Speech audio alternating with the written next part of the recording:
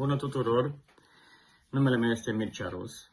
Vreau să vă explic de ce toată lumea trebuie să-și facă vaccinul COVID-19 atunci când le vine rândul. De ce trebuie să ne facem vaccinul? Vaccinul COVID-19 este cea mai eficientă armă pe care o avem pentru a lupta împotriva pandemiei și pentru a reveni treptat la o viață normală. A fost testat cu succes pe mii de persoane de diferite etnii și s-a dovedit a fi sigur și eficient. Nu există nicio dovadă care să sugereze că vaccinul COVID-19 vă va face vreun rău. Nu vă va schimba DNA-ul și nu va afecta fertilitatea.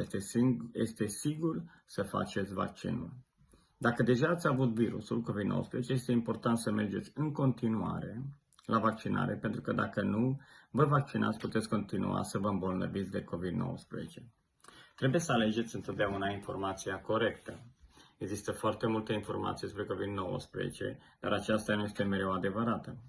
Trebuie să ne asigurăm că luăm informații adevărate despre vaccin de la surse oficiale, precum GP-ul, NIH-ul sau consiliile locale.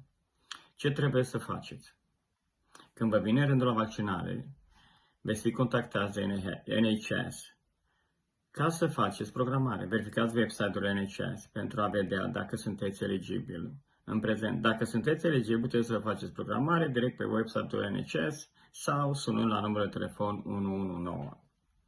Țineți minte să mergeți la vaccinare pentru a doua doză.